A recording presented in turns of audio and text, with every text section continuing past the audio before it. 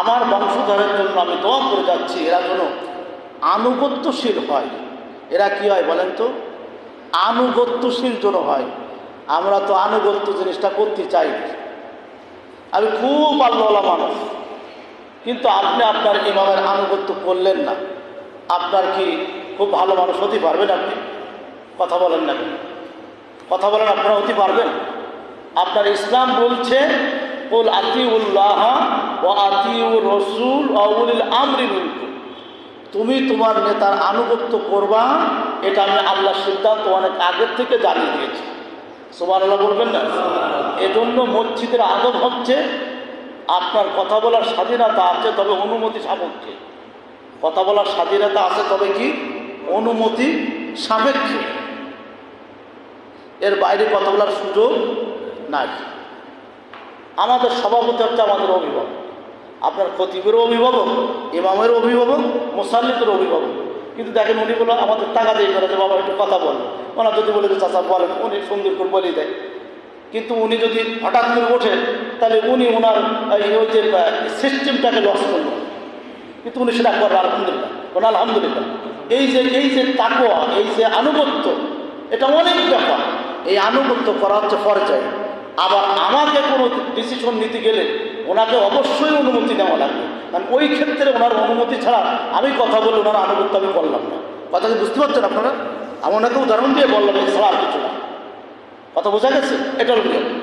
এখন বলছে আল্লাহ আমার এই পরিবার, আমার এই জাতিকে আনুগত্যশীল লোক বানাই দাও, নমনীয়তা দিয়ে দাও। কারণ নরম জাতি ছাড়া আল্লাহ তাআলা জান্নাত দেবে না। কঠিন মানুষের জন্য জান্নাত, কঠিন মানুষের জন্য কি জান্নাত না। 3 নম্বর বললেন আল্লাহ নিজের ঘর বাড়িতে সন্তানদের দ্বীনের উপরে তুমি অবিচার রেখে দাও। আল্লাহ আমার সন্তানটাকে এলেম বানিয়ে দাও, আমার সন্তানটাকে নামাজি বানাও, আমার সন্তানটাকে দিনদার বানাও, আমার সন্তানটাকে পরেশগার বানাও। ও আল্লাহ আমি মরে গেলে আমার সন্তানটা যেন আমার জানাজার নামাজের ইমামতি করতে পারে, জানাজার নামাজের ইমামতির পরে যাই। ও আল্লাহ আমি কবরে ঘুমিয়ে থাকলে আমার সন্তানটা যেন আমার কবরের পাশে যে কবর জিয়ারত করতে পারে, এমন সন্তান তুমি আল্লাহ আমার জন্য দান করে দাও। চিল্লাইন আল্লাহুম্মা আমিন। এ কথা বানাই বললাম, তাই বানাই বললাম না?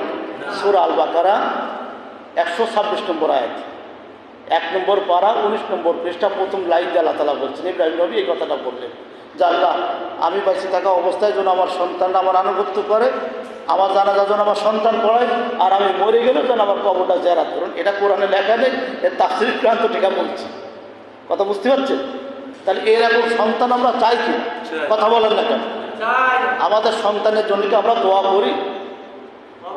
মনে থাকে না? ও আমার চাচা বলছে অবশ্যই অবশ্যই কি তা আল্লাহ বাকি ভালো। আমাদের সন্তানকে একটু দোয়া করা দরকার, ওদেরকে একটু জড়ায় ধরতে হয়, একটু জড়াই দে, বাবা তোর শরীর ভালো আছে, একটু খেয়াল কর।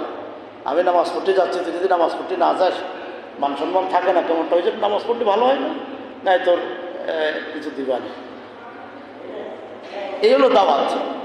ওরে যদি বলে বা দাওয়াত বাবা আমি মুসলমান, তুমি ইয়ে দাওয়াত দিচ্ছ কেন? এই জন্যে ওকে নরম সুরে যতদূর পারা যায়, কেন বড় হয়ে গেছে, ওরে আপনি শাসন করেন ও আর আপনার মানবেন, নরম সুরে যতদূর পারা যায় তাদেরকে শাসন করতে হবে। 4 নম্বর নামাজ যেন প্রতিষ্ঠার আন্দোলন করে আমার সন্তানগুলো আল্লাহ নামাজ প্রতিষ্ঠার আন্দোলন জড়ো করে, বেনামাজিদের দলভুক্ত যেন কোনো দিন না হয় আল্লাহ সেই তৌফিক তুমি দান করে দাও। চিল্লাইন আল্লাহুম্মা আমিন। নেতার আনুগত্য করতে হবে, এমন নেতা যে নেতা আজান হলে নামাজে যায়, মসজিদে নামাজ পড়তে যায়, যে নেতা আল্লাহকে ভয় করে সেই নেতার এই ছেলেমেয়ে। কথা বোঝেননি? সেই নেতা ছেলেমেয়ে। যে নেতা গাদ্দার, দাঁড়ায় মোতা ভাইটি, ইসলাম মানে না, কোরআন মানে না, ইসলাম বোঝে না, তাদের ধারের কাছে কোনো মুসলমান যেতে পারবে? কথা বলেন, যেতে পারবে?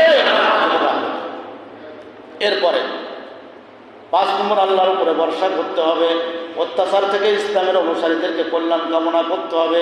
এটা হচ্ছে সূরা আল মুমতাহিনা 4 এবং 5 নম্বর আয়াত। ভাইয়ের আমার বন্ধুরা, আমার ছোট্ট করে একটি বক্তৃতা দিয়ে আজকের খুতবা শেষ করব। বইয়ের নাম হচ্ছে রিজাউল হাওলাত রাসূল সাল্লাল্লাহু আলাইহি ওয়াসাল্লামের জীবনে 325 নম্বর পৃষ্ঠা। রেজাউল হাওলাদ রাসূলের জীবনে 325 নম্বর পৃষ্ঠা। বিশ্বনবী মুহাম্মদ সাল্লাল্লাহু আলাইহি ওয়াসাল্লাম মক্কায় এই মাত্র ইসলাম প্রচার শুরু করেছে। এখন ওনার বাড়ির থেকে সোনামণিরা কথা মোটে বলা যাবে না, কথা যা বলবো আমার সাথে বলবা, তোমরা নিজেরা গল্প করতে পারবে না, তোমাদের সাথে গল্প হবে আমার। আসেন, আমরা কি বলছি, আল্লাহ নবী মক্কার হাতিমে খুব চুরি করে, আসেন কাকু আসেন, মক্কার হাতিম খুব চুরি করে উনি মন চাইছে কাবা ঘটে যদি খেলে, কাবা ঘটে এবং ধরে একটু দোকান হাত উঁচু করে একটু ইবাদত করে। ইতিমধ্যে একটি ঘেরান পাচ্ছে, খুব সুন্দর ঘেরান পাচ্ছে। আল্লাহ নবী কাবার হাতিমে কোনো প্রকার নামাজ আদায় করে দেখেন মধ্য বয়সী একজন মানুষ, অত্যন্ত শিক্ষিত, উচ্চ শিক্ষিত মানুষ। আল্লাহ নবী বললেন, তোমার নাম কি? বলো, আমার নাম উমায়ার ইবনে ওয়াহাব। আচ্ছা আচ্ছা, বাড়ি কোথায়? বলো, আমার বাড়ি হচ্ছে আবদুল্লাহর বাড়ির থেকে 1 কিলোমিটার দূরে। বলে, আবদুল্লাহকে? বলে, আবদুল্লাহ হচ্ছে এ জামানার শুধু নয়, পৃথিবীর সবচেয়ে সেরা নবী মোহাম্মদ, তার বাবার নাম হচ্ছে আবদুল্লাহ। সে আবদুল্লাহর বাড়ির থেকে 1 কিলোমিটার দূরে আমার বাড়ি। সুবহানাল্লাহ বলবেন না?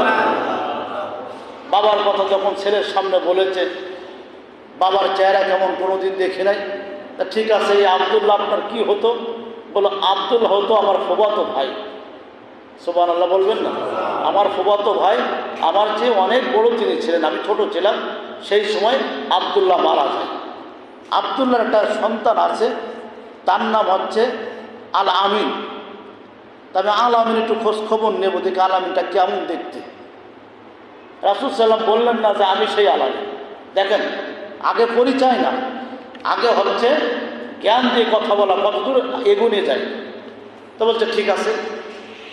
তা আবদুল্লাহর বেটা মোহাম্মদ যে প্রচারটা করছে, সেই প্রচারটার মূল বক্তৃতা কি?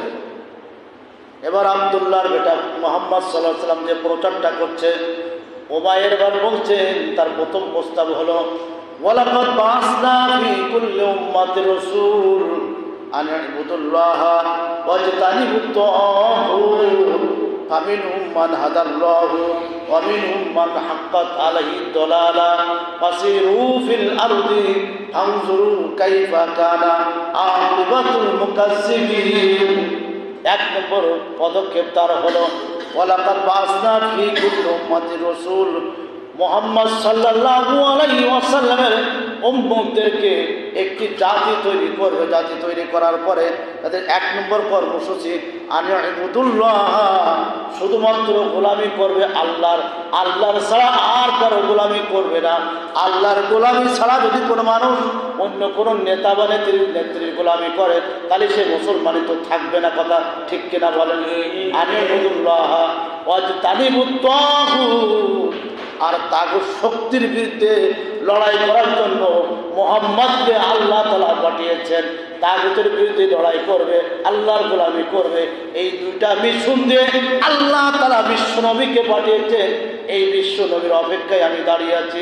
আল্লাহর নবী মুহাম্মদ রাসূলুল্লাহ সাল্লাল্লাহু আলাইহি ওয়াসাল্লাম 2 চোখের পানি ফেলে দিয়ে চাচার হাত দুখানা ধরে চাচার 2 হাতের উপরে চুমা দিয়ে বললেন, চাচা যান, আমি আর কেউ নয়, আমার নাম হচ্ছে আবদুহু ওয়া রাসূলুহু, আমি হলাম আল্লাহর গোলাম। আর ওই আল্লাহর পক্ষ থেকে মুহাম্মদ, আমি মুহাম্মদ রাসূলুল্লাহ সাল্লাল্লাহু আলাইহি ওয়াসাল্লাম। একবার জোরে বলা যাবে সুবহানাল্লাহ। আমি সেই মুহাম্মদ, আমি আল্লাহর গোলাম। বাবা, তোমার আব্বার নাম তো বললে না। এবার বলছে, আমার আল্লাহ যে পরিচয়টা করে দিয়েছেন মুহাম্মাদুর রাসূলুল্লাহ, ওয়াল্লাযিনা মা'হু আশিদ্দাউ আলাল কুফফার ইরহুমাউ বাইনাহুম তারাহুম রুকআন সুজদাই ইয়াবতাগুনা ফাদলাম মিনাল্লাহি ওয়া রিদওয়ানা। আমার আল্লাহ বলে দিয়েছে মুহাম্মাদের পরিচয় আল্লাহ নিজে দিয়েছেন, মুহাম্মাদুর রাসূলুল্লাহ। মুহাম্মদ হচ্ছে আমার রাসূল। ওয়াল্লাযিনা মা'হু আশিদ্দা, মুহাম্মাদের মেজাজ হবে জম্বের কড়া। প্রশাসন খুব কঠিন হবে। কেন? মুহাম্মদ তো নরম মানুষ। এবার আল্লাহ তাআলা বলছেন, আল্লাযিনা কাফারু মাহু, যারা সত্যকে ঢেকে রাখে, সত্যকে গোপন করে ক্রিমিনাল যারা। কাফের মানে বলে গতবার ব্যাখ্যা করেছি গত সময়, মনে আছে? কাফের মানে আমরা ধরে নিয়েছি যারা ইসলাম মানে তারা সব কাফের। কাফের মানে হচ্ছে সত্যকে যে গোপন করে। সত্যকে কি কথা বুঝতেছেন আপনারা? সত্যকে যারা গোপন করে এরা হচ্ছে কাফের। সত্য জিনিসটা বলতিস না, টুপি মাথা আছে, দাড়ি আছে, তসবি আছে, এই চলতিছে।